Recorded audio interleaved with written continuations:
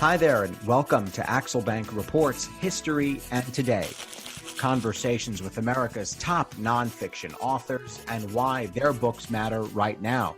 I'm Evan Axelbank, and today we're going to speak with David Maraniss, the author of Barack Obama, The Story.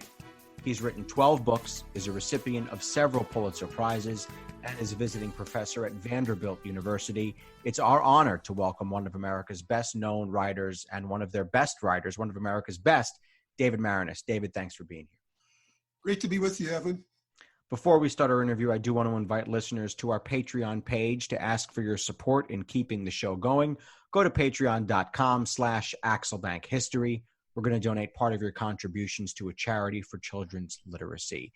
There are three reasons that we are thrilled to have David Maraniss on our show. First of all, I have ranked 375 books on Goodreads, and The Story is one of about only 20 of those 375 that I've given 5 stars to.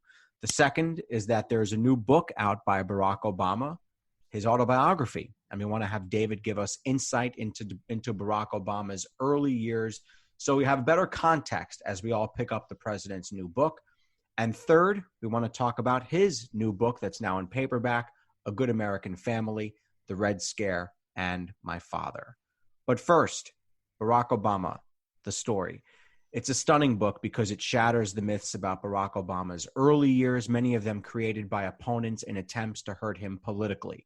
And you, David, begin the book with descriptions of 5 places that define his early years: Hawaii, Topeka, Kenya, Jakarta, Chicago. Let's go in order, at least for the first 4 of them. We'll leave the 5th, Chicago, for a little bit later. But first, it's an amazing story. I've never forgotten it since the first moment I read it. What did you find in the cement in Hawaii? This was at the Punahou School, the private prep school that Barack Obama went to.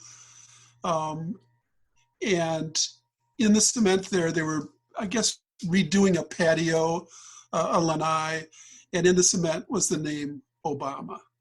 And one of his former classmates, I was interviewing a guy who was on the basketball team with Barack, on the Punahou team. And we were sitting on a fence, and he said, "Come on over here, I got to show you something." And there, etched into the cement was the name Obama. And, it's in a sense a trivial thing, and yet sometimes the most seemingly unimportant trivial things take on a certain resonance. And that for me was one of those moments to think about. It was one of many moments where I was thinking about what could have been and what happened with this young man. And what was it doing there? So you're basically someone, when he was in high school, thought the name Obama stuck out in such a way that they said, what the heck, we'll draw it in the wet cement, right? It was, at first I thought, well, maybe Barack did it himself as a way to, like Kilroy is here, right? Right. But no, it was one of his buddies who did it. And I can't explain why, just that they wanted to mess up the cement and he decided to blame Obama for it, so put his name in it. Maybe wanting to get him in trouble, who knows, Yeah.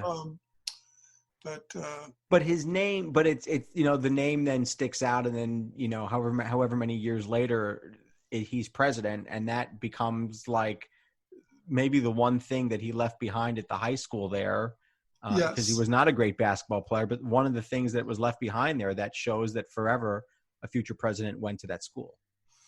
It's not that he was a bad basketball player. He was actually pretty good. It's just that Punahou had a terrific team. Uh-huh. And he was always complaining that he should have been a starter. But when you analyzed who was on that starting team, there was no way that Barack was going to crack the lineup. The other thing, Evan, is Obama is an odd name, perhaps, in parts of the continental United States. In Hawaii, it wasn't that strange at all because it's also a Japanese name. Mm-hmm. And so a lot of people just assumed that this Obama on the basketball team in Hawaii was a Japanese American.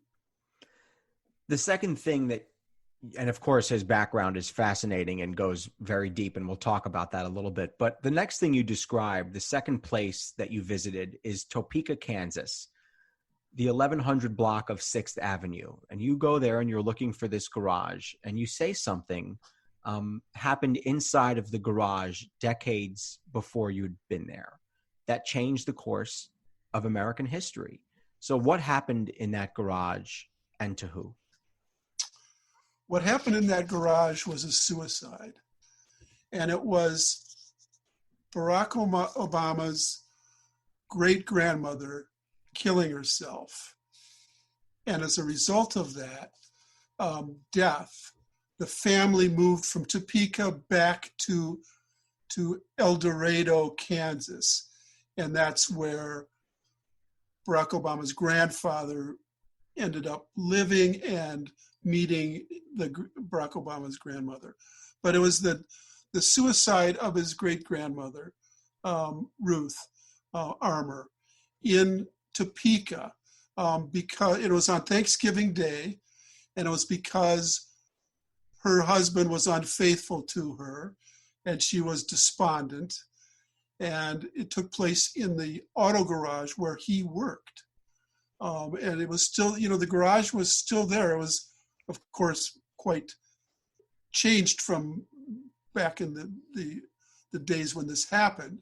But the garage was still there. And to go there and feel about, these little ripples of history that have such large ramifications. And of course, all of our lives are built on these types of coincidences. But again, it was one of those moments for me to think about how that changed the course of American history. And the reason, of course, that it changed American history is because if that suicide doesn't happen, the family then doesn't wind up on this westward journey. Exactly. Where Stanley Ann meets Barack Obama Sr. in Hawaii. But I've always remembered that from the first time I read your book, which is years ago now, but you always say life is a series of accidents, and that it was never more true in the life of Barack Obama. It's true for all of us.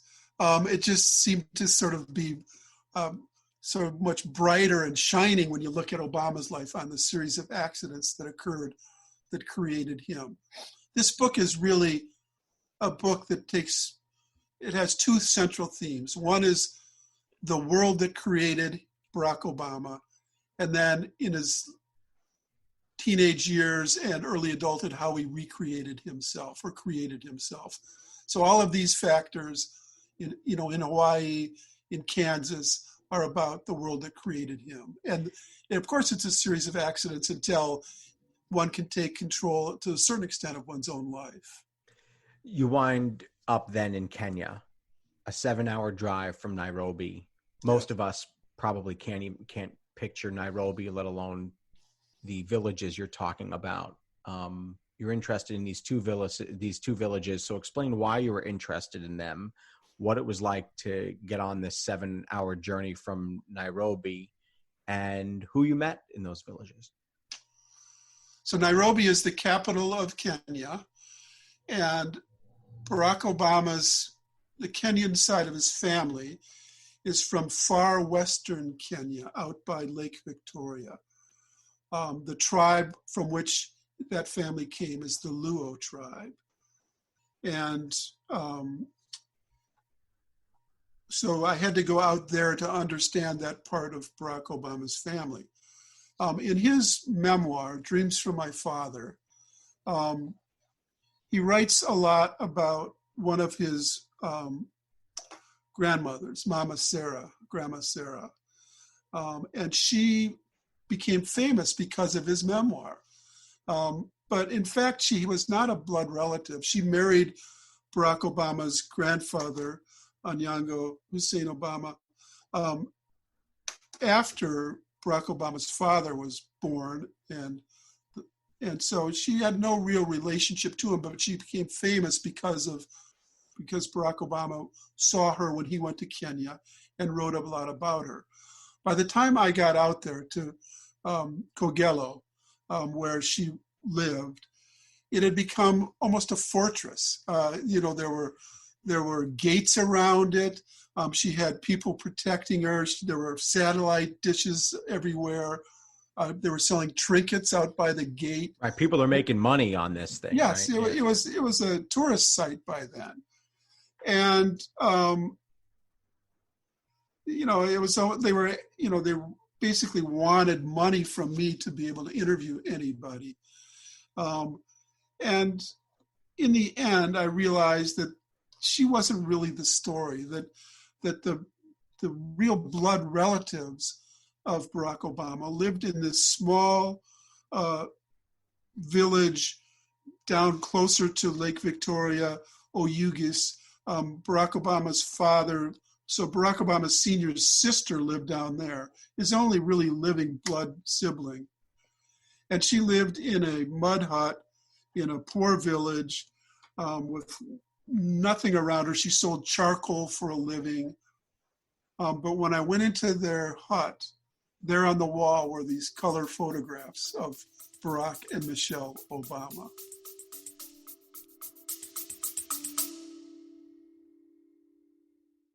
Baking from our childhoods just sticks in the memory, doesn't it? We never set off on holiday without piles of Tupperware. And there'd always be Bakewell slice, flapjacks, and tray baked scones in the boot. Do you not do that, Lisa? Yeah, no.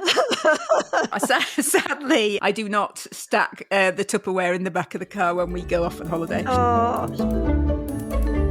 Welcome to Small Ways to Live Well, a new podcast from the Simple Things magazine. Season 2 is a pick-me-up tonic that helps us make the shift from winter to spring. A 6-week suggestion box full of things to note, notice and enjoy about the season. Search for Small Ways to Live Well on your podcast app.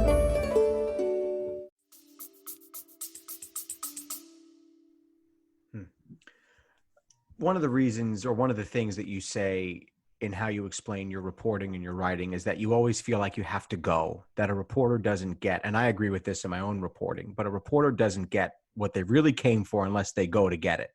Explain how that theory proved true as you investigated Barack Obama's background. Well, in every place that I went, I believe deeply in trying to understand the cultural geography of a place as a way to try to understand someone. So for instance, in Hawaii, my wife and I went there for several weeks, which by the way, she was happy to do, because for an earlier there are worse book, places to go, yeah. Yeah, an earlier book, I had to persuade her to move to Green Bay, Wisconsin to write my biography of Vince Lombardi.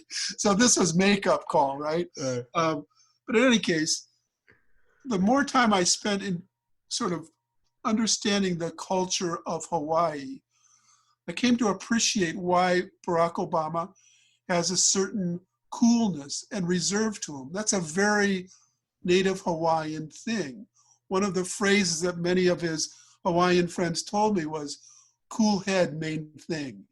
And it's that sort of nature of the place. Also in Hawaii, you could understand the universality of Barack Obama, or why he tried to become a universal person. It's not just that he's part Kenyan and part white American, but it's that Hawaii he grew up in a milieu where it was a polyglot. There were so many different types of people in Hawaii, and so many languages being spoken. And there was Portuguese and Japanese. And, one of his friends on the basketball team was named Tom Topolinski.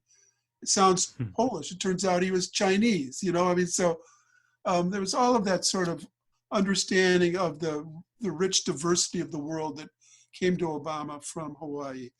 I would say that the place where it washed over me the most, was sort of going there to appreciate it, was Indonesia.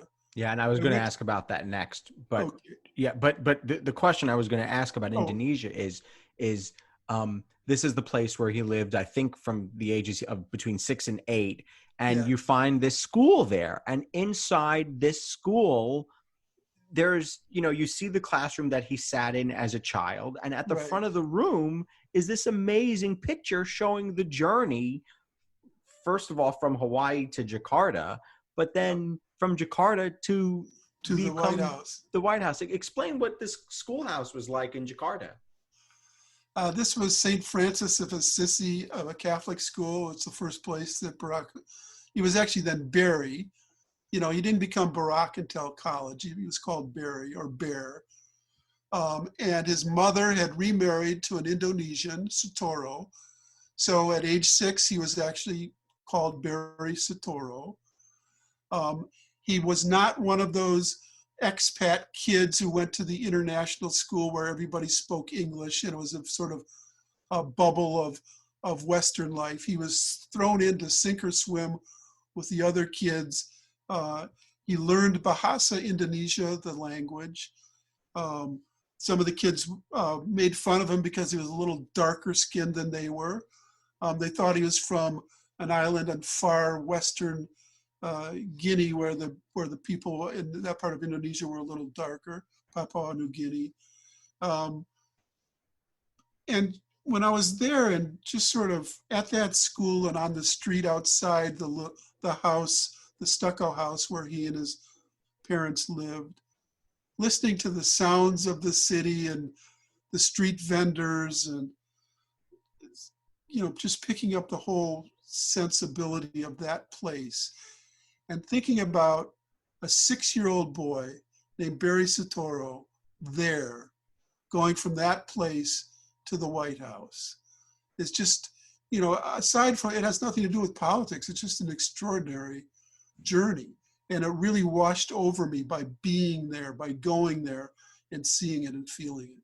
Yeah, it's a stunning life journey, maybe the most extraordinary that we can find among the 45, almost 46 American presidents. The next thing I want to do is just, if you can describe the Dunhams and describe the Obamas and the two journeys these families are going on that put them in the right place at the right time in Hawaii for yes. Stanley Ann and Barack Sr. to meet. Barack's mother was named Stanley Ann Dunham. People always assumed that she was named after her father. Why would you name a girl Stanley? And that was my assumption until I interviewed some of the other relatives and discovered that the mother, Madeline, Barack's grandmother, was a huge Bette Davis fan. And there was a movie in which Bette Davis played a woman named Stanley, and that's how she got her name. Anyway, she was an only child of Stan and Madeline Dunham. Stan was a dreamer, a sort of a drifter, not at all a grifter. He wasn't, he was an honest guy, but he had a hard time finding his place in the world. He was constantly looking for something better and moving west.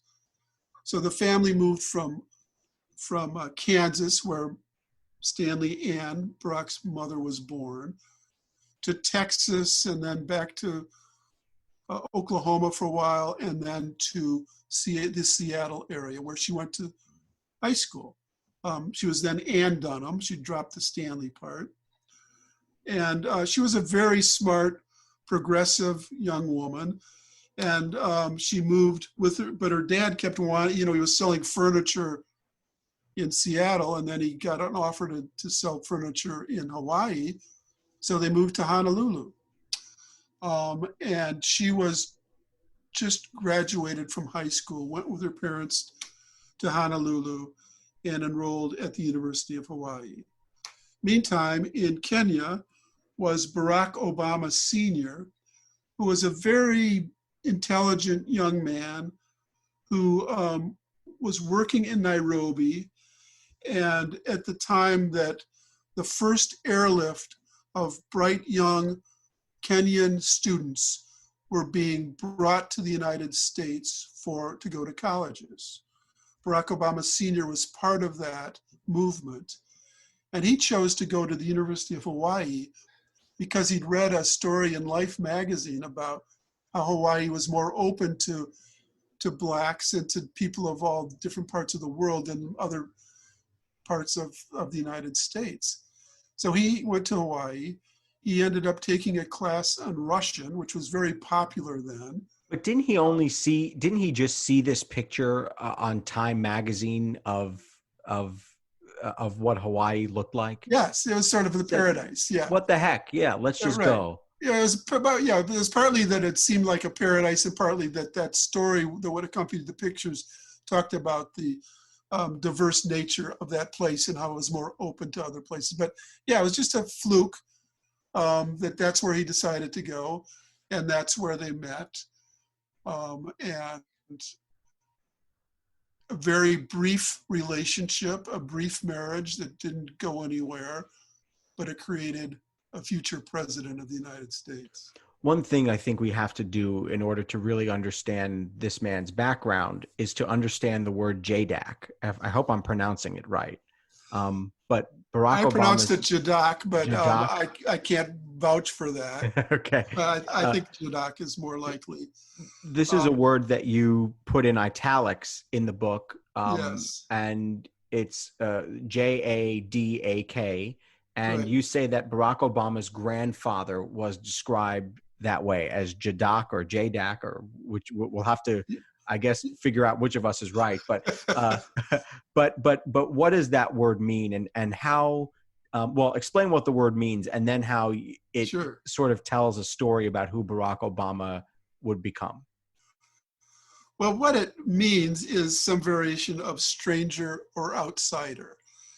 And his grandfather, his Kenyan grandfather and great-grandfather were considered Jadaks in the part of Luo land, out by the Lake Victoria where they lived, because they essentially were, it depends. It's like saying that somebody's an outsider in America if they weren't Native American or came over on the Mayflower. But anyway, the Obama family heritage went back to the southern Sudan. And so they were never considered, and also because of some political contentiousness in that part of far western Kenya, he was never considered one of the people there when he was called a Jadak. And so they moved from there up to Kogelo, which is where the grandmother that I described is now hanging out. And they were basically forced out of the territory of the southern part of Luo land. And I just, when I heard that word and how he was described that way, it struck me that it had a larger resonance, that Obama was portrayed wrongly in the United States as a stranger or an outsider. He had to deal with that same sensibility, in his political life, many generations later. But it was part of the strain of the Obama family from way back. If you can, describe what's happening in the lives of Stanley Ann and of Barack Sr. at the moment Barack is born. And I guess, I hate to bring it up, but the elephant in the room is always, well, not always, but I suppose in some circles, that there is some conspiracy around the location of Barack Obama's birth. But it's just bizarre. And you address this head on in the book, but if you want to spend time on it here, we can. But I'll just otherwise, do one thing about please, go ahead. The notion that Barack Obama was born anywhere but Honolulu on August 4th, 1961 is preposterous. And here are the many reasons why. It would have required an enormous conspiracy from that point to protect someone that everyone knew was going to be the president of the United States, some 40-some years later. First of all, the birth announcement was in all of the Hawaiian papers. Secondly, Barack Obama Sr. was being tailed by the Immigration and Naturalization Service, which wanted to kick him out of Hawaii because they, for various reasons, one of which was they didn't like the fact that he was dating white women. And so they kept a file on him and were looking for reasons to deport him. If in fact he and Ann Dunham had gone back to Kenya, they never would have gotten back into the United States. It was just, and then there's a third reason, which goes back to that name of Stanley Ann Dunham. One of the teachers at the Punahou School was a friend with the doctor who delivered Barack Obama. And she had lunch with him the very week of the birth. And she recalled saying to the doctor, did anything interesting happen in your life this week? And he said, well, Stanley had a baby. And the notion of someone named Stanley having a baby was something that, of course, the doctor remembered and all the nurses at the hospital remembered. So you have both, firsthand observation. You have the documentation of all the INS records, which I got, and then you have the newspaper account of the birth record. So from all of that was just, to me, made it obvious that this was nothing more than an attempt to create a conspiracy based on racism. So let's talk about then why his father only stayed for a short period of time. And maybe I will add, he only meets his father one time in childhood after he leaves Hawaii the first time. And the picture of it is stunning. You have a young 10-year-old Barack Obama grabbing his father's hand over his chest. And it really, he has a smile on his face, and it honestly makes me emotional to think about any child who only gets to meet a parent one time. And there are many, many people in his shoes. Yes. So explain why Barack Obama Sr. only stays for a short period of time. Part of that is lost to history because both of Barack Obama's parents were long gone by the time anybody really became interested in sort of researching his life. But they did get married, and they probably lived together for less than a year. The reasons why it broke up are not clear. Clearly, Barack Obama Sr. had a drinking problem and probably had other attractions as well. But in any case, Anne realized that this was not going to work as a marriage, and she moved back to Seattle. And then he, was a very, brilliant student, and he went to Harvard graduate school, studying, for an economics graduate degree. So they were, and then he went back to Kenya, and Barry, the little boy, really never knew him until he was 10 years old, as you say, and Barack Sr. was touring the United States and perhaps wanting to rekindle his relationship with Anne. It's not totally clear, but he came back to Hawaii and stayed there for a couple of weeks. And that's the only time that Barack Obama, future president, saw his father. And it was a fairly awkward couple of weeks, to say the least. Can you talk about then how Jakarta enters the picture here and what it says about both Stanley Ann's personality and sense of adventure, and what it may say about Barack Obama also? Well, Stanley Ann was an anthropologist. She was studying anthropology, and she married a Indonesian, Lolo Sotoro, who was studying at the East-West Center in Honolulu. And she went to Indonesia with him. She was open to the world. She was curious. She was especially attracted to the different cultures of the world. And she found herself in Indonesia. That marriage collapsed as well eventually, but it led Anne on the path of her life, which was as an anthropologist and as a sort of a getting involved with NGOs, trying to help women especially empower themselves around the world, both in Indonesia and later in Pakistan and India and other places. She was just a very committed humanist, you might say. And Barack, go ahead. Yeah. Go ahead. You go.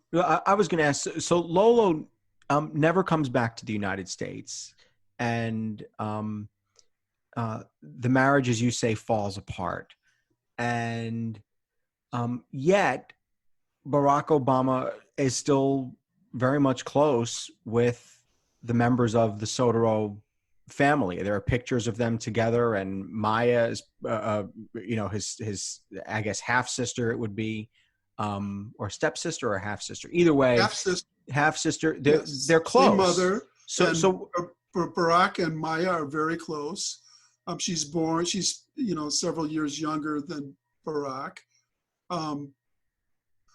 But the only sibling, he had half siblings on the Kenyan side too, but he never knew them. But Maya and he grew up together to some degree, both in Hawaii and in Indonesia.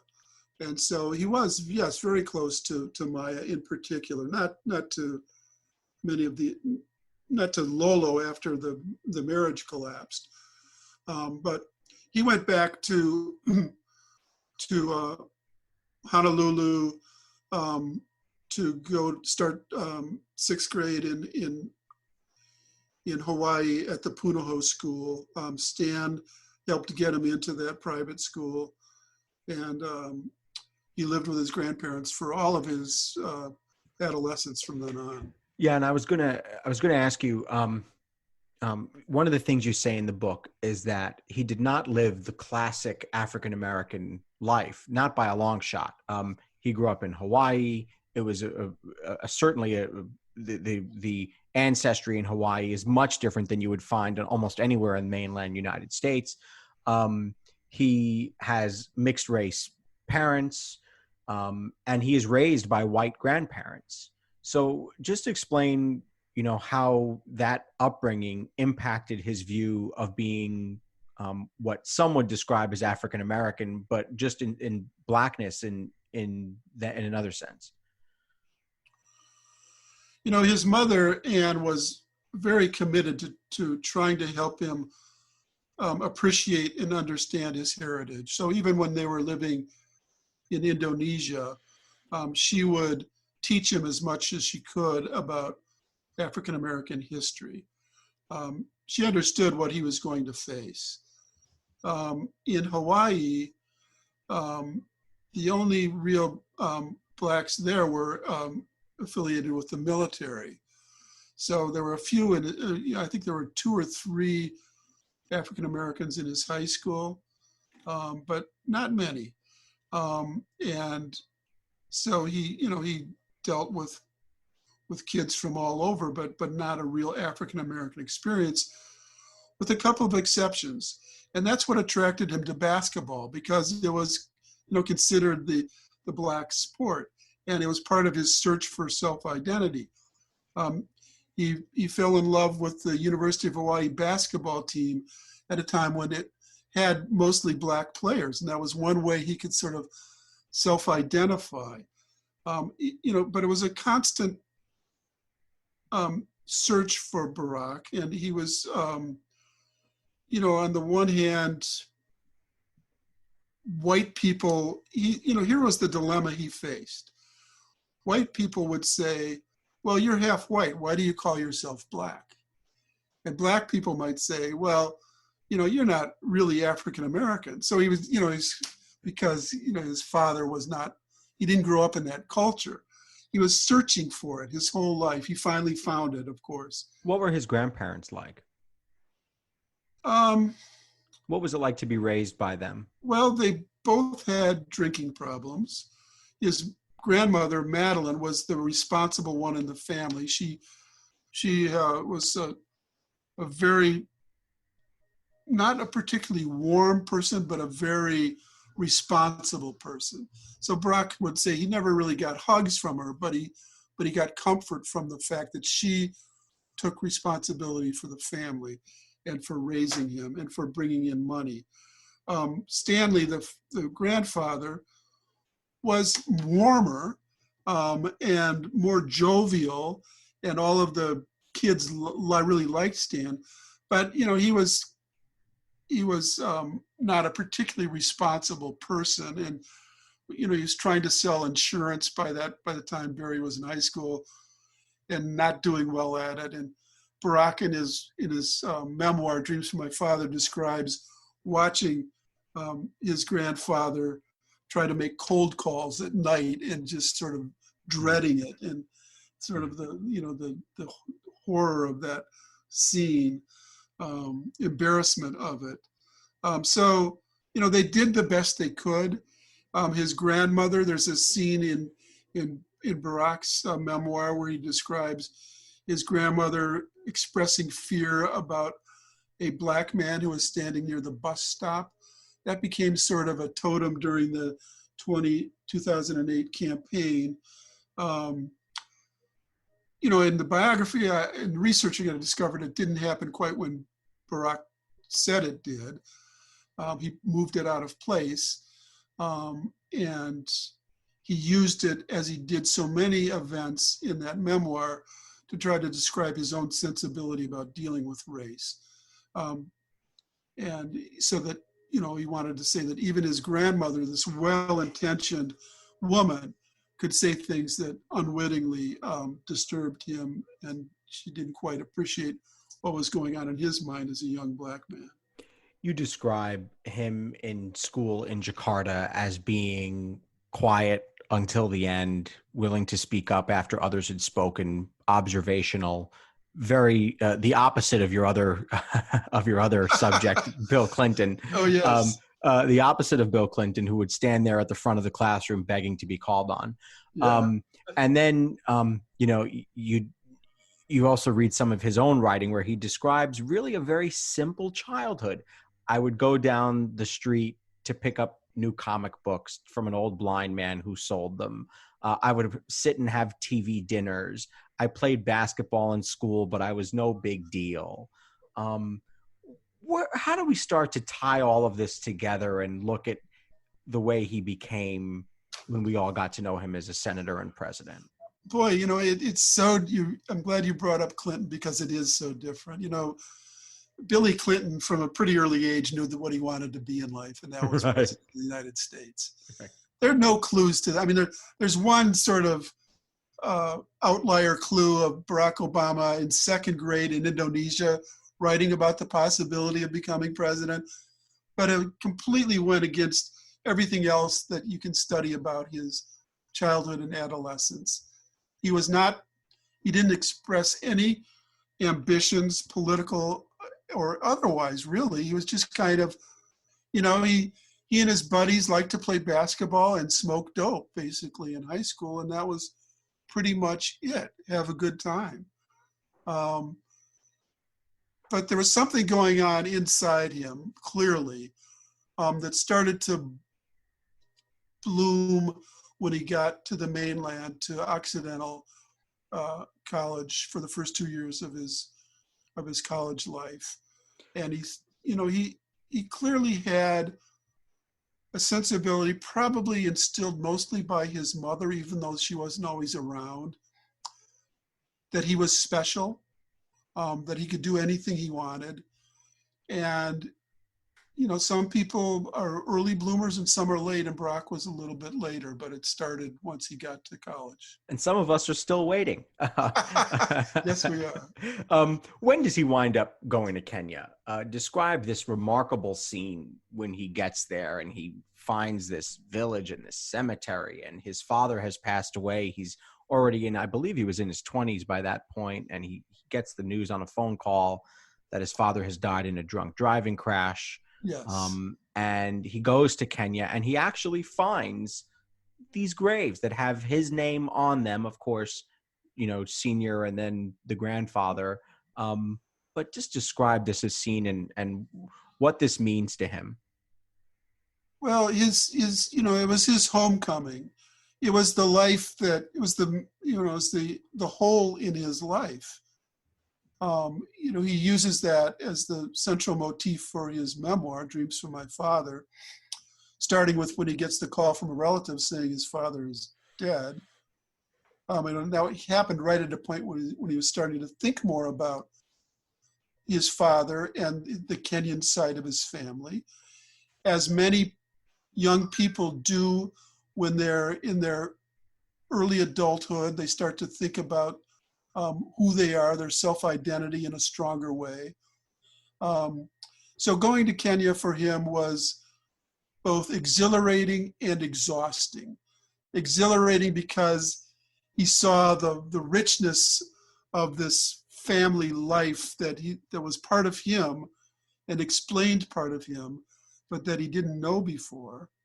And exhausting because there were so many contentious different parts of the family, of this large Kenyan family that, didn't like each other or were fighting over different things, that by the time he left, he was exhausted. But there's certain moments, when I described how it affected me as the biographer to see certain places, like the house he lived in Indonesia, the Obama etched into the cement in Hawaii, and the huts in Kenya and the grave sites, which I went to as well. I'm just a biographer. Think about how it would wash over the son, of him, who it was in his blood. And so I think that because of that, it was part of the awakening of Barack Obama as a Black man. And he was on that venture, he was on that journey in any case. It culminated in Chicago with him meeting Michelle and marrying and having a family, which he never felt he had before, and finding his place in the world. But going to Kenya was the beginning, in many ways, of that part of the journey. And I do want to describe some of Chicago here, but that moment where he kneels down between these two grave sites and weeps, that is a transformative moment for him, but also one that really displays his profound sense of loss, that he really did not have a father in his life. A lot of one of the themes I use in the book is about people leaving. His father left him before he was, conscious. His mother essentially never fully left him, but was often leaving. There's all of that. So yes, that moment of loss is very, it helps explain him in so many ways in dealing with that. Let's talk about the fifth thing. We talked about Hawaii. We talked about Topeka and the suicide in this garage that sends the Dunham family looking for more out west. Kenya, we talked about Jakarta.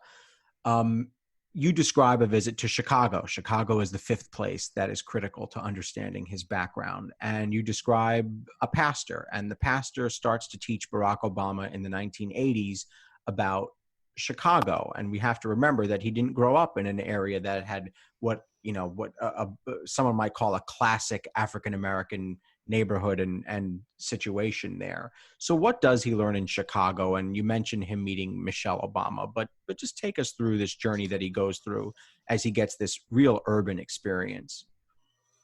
Well, he came out of New York, where he had a Anglo girlfriend, actually an Australian girlfriend, where he was working for a corporation, and he didn't like that life.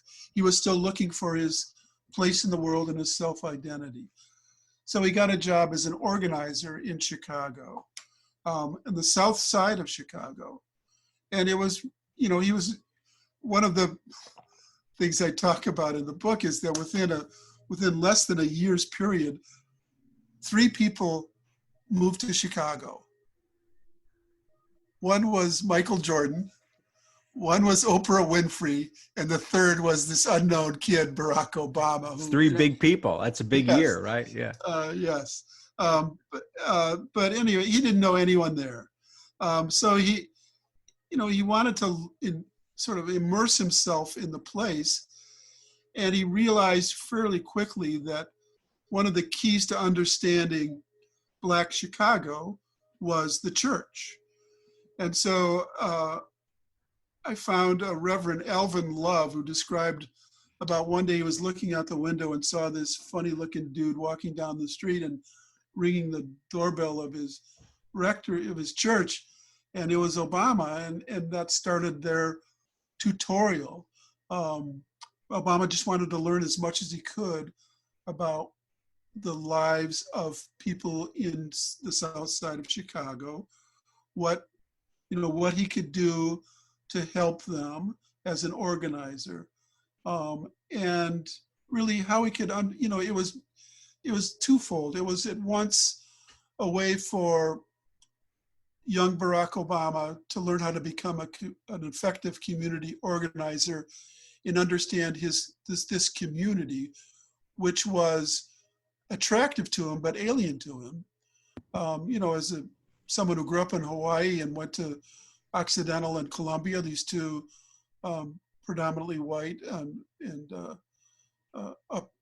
Ivy League style schools, to go to the South Side of Chicago was a culture shock, and he wanted to immerse himself in that. So that was part of it. But at the same time, he was also learning about himself. It was both outward and inward, what was going on with him in Chicago during those years in the early and mid 1980s. So how does someone with a rocky upbringing become known worldwide as a great father and husband?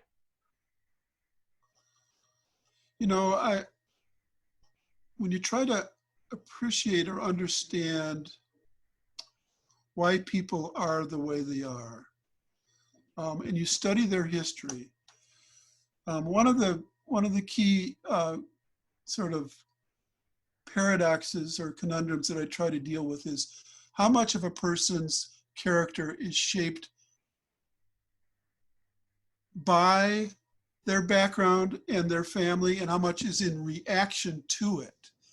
And with Barack, it's both, but in sense of a search for home, it was a reaction to what he didn't have. He was desperately in search of that, because he really grew up without it. He was the Jadak. He was an observer, feeling somewhat out of place wherever he was. He was not white. He was considered by society Black, but he hadn't had the experience of being Black, or living in a Black culture until Chicago. And he was searching for the home. And so I think that it was in reaction to what was lost in his early life that he became someone who needed a family and the solidity of a family so much, which Michelle provided for him. We have two new books to talk about. The second one will be yours, but the first one is the former president's new biography, or new autobiography. Yes. There's a quote that I want to read to you. Sure. He says, "It was as if my very presence in the White House had triggered a deep-seated panic, a sense that the natural order had been disrupted, which is exactly what Donald Trump understood when he started peddling assertions that I had not been born in the United States and was thus an illegitimate president. For millions of Americans spooked by a Black man in the White House, he promised an elixir for their racial anxiety." How do you take that quote, and what do you hear in his voice as you hear him describe the reaction that people had to his very existence in the nation's highest office? Well, I agree with him. I've always thought that race is the American dilemma, and that being the first Black president would have that sort of reactionary response, and that the birtherism movement was the first manifestation of that. I think that what I find interesting is that as president, President Obama felt constrained from talking about that very thing, the reality of what he was facing, because he was playing by the old rules of being dignified and acting presidential and wanting to be president of everyone, not the president of Black America, not the president of Democratic America, but president. And so he was constrained to some degree with very few exceptions, including the Trayvon Martin shooting where he talked about race, but very few when he was president. The beer summit. Yeah, the beer summit. Yeah, exactly. A couple of places. But mostly he couldn't talk about it. And there's some, I think I haven't read the book yet. I've read all of the excerpts in the Atlantic and the New Yorker. And I have, I'm getting the book, but I haven't read it as we're speaking. But it's clear to me from everything that I've read and everything I know about Barack Obama that he has some regrets about not facing not just race, but some of the other realities of his presidency more directly, and trying to elude them or find his way around them.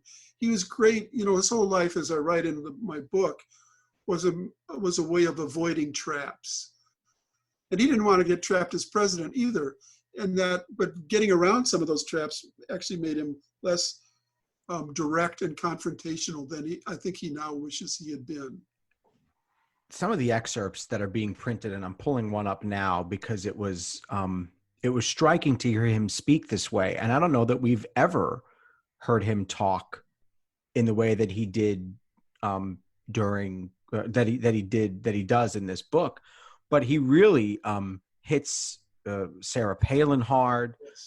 He hits Donald Trump hard. He hits them in a way that we didn't, and this is not necessarily just talk about race. I mean, he really hits them in very harsh language that we're not used to hearing him speak in. I once heard him say to Jerry Seinfeld that he curses a ton behind closed doors, but that we don't often get to hear it. But he said Vladimir Putin is physically unremarkable. He said Mitch McConnell is shameless. He said Sarah Palin has no idea what the hell she's talking about. He said Lindsey Graham double crosses everyone to save his own skin. He couldn't bring himself to talk that way as president. No, he couldn't. But he was certainly thinking all those things. He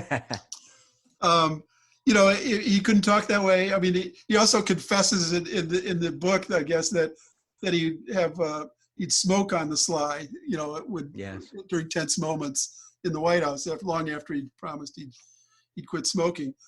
Every human being has a inner private life and thoughts that aren't always expressed publicly, and that's especially true of a politician whose whole life has been understanding what he can say and what he can't say as a Black man in America, how angry he can be, how confrontational he can be to succeed and become president. So he was thinking those things, but he felt constrained from saying them as president. I would say, Evan, that we certainly heard some of that in the last month of the campaign as he was campaigning for Biden, but it was, more 4 years after he left office. Yes. Yeah. Yes. Anything more you want people to be aware of from your studies of Barack Obama as they pick up an autobiography? Oftentimes political biographies are panned for not being honest enough and for telling very whimsical stories about how well their 8 years in office went. How should we be prepared for that sort of thing from Barack Obama? Well, first of all, he actually wrote it himself. It's not different from some politicians, right? Yes. Yeah. I sort of put it in the middle between Dreams from My Father and his second book, The Audacity of Hope, which was pretty much political pablum, whereas the first book was literature, I would say. Written before he was ever considering running for office. And I think this one is is a combination of those two, more literate, definitely than Audacity of Hope, but also more policy oriented than Dreams from My Father. And I've always thought of Barack Obama as having a writer's sensibility. He's going back to the Jadak idea, he's always, most of us in journalism and writing have a certain outsider sensibility. We're observing as well as participating in life. And I think that is extraordinary for a politician to have that quality, but I think that's what Barack is. So, I wouldn't be surprised if, he's going to have 2 volumes of this. I think he'll keep writing for the rest of his life. Two equal volumes, 1,600 pages, perhaps. How blessed are we? Yeah, really. I think the first one might exhaust a lot of people. No, I love these. It's written. Not me. I love these long books. I'm ready. Let's talk about your new paperback, A Good American Family, The Red Scare, and My Father. Describe the book. You say that you have to be obsessed with a topic and that you have to go where the events happened, you, meaning David. Where did this book take you, and why did you want to write about your own family?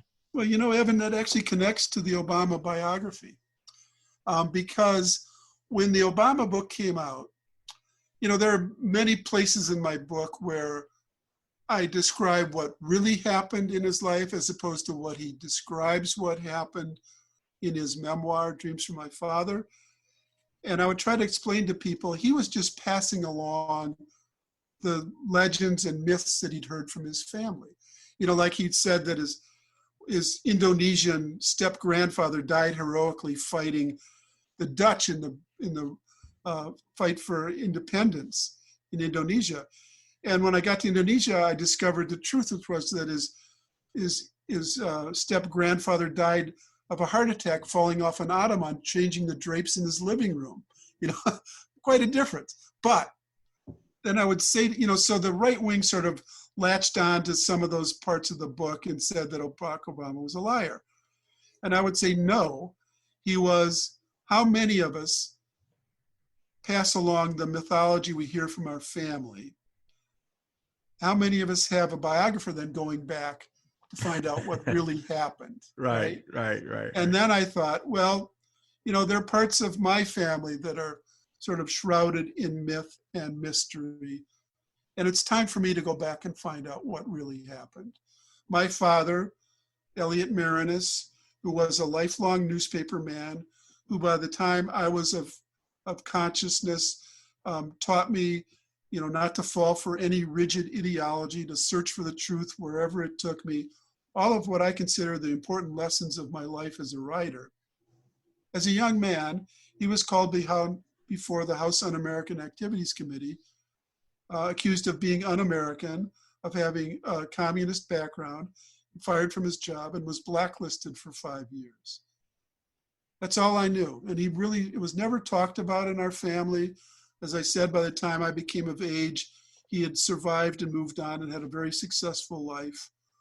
But I wanted to find out what really happened and why, and what it explained, not just about my father, but about myself. And so it was a voyage of family discovery and a personal discovery to understand what happened, not just a story of my father, but of the people who accused him of being un-American, of the people who defended him, of the culture of that time. How much of what you heard was myth and how much of it was real? Well, it wasn't so much that it turned out to be myth, it's just that it wasn't talked about. So it was the mystery that unfolded. And you described what it must have been like for Barack Obama to be at the grave sites of his Kenyan family. For me, that moment in this book came rather early. I knew that my father had testified before the House Un-American Activities Committee when they came to Detroit in 1952. I knew that he wanted to give a statement, that the chairman of the committee would not allow him to give a statement unless he confessed to his sins and named names, which my father refused to do. And so the statement was, I thought, lost to history.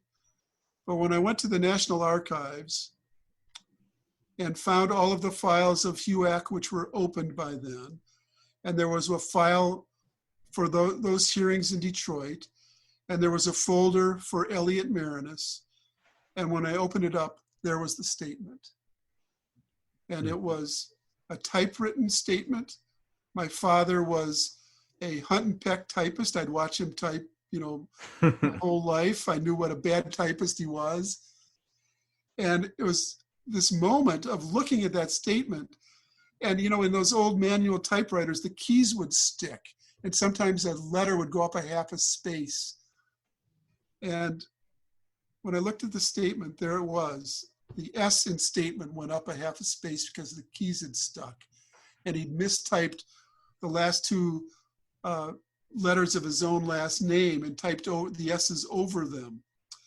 And when I saw that, for the first time in my life, much like it must have been for Barack when he looked at the grave of his father and grandfather, my own history washed over me, and I felt for the first time what it must have been like for my dad, caught in the crucible of the most difficult point of his life, which I had never really allowed myself to feel before that moment.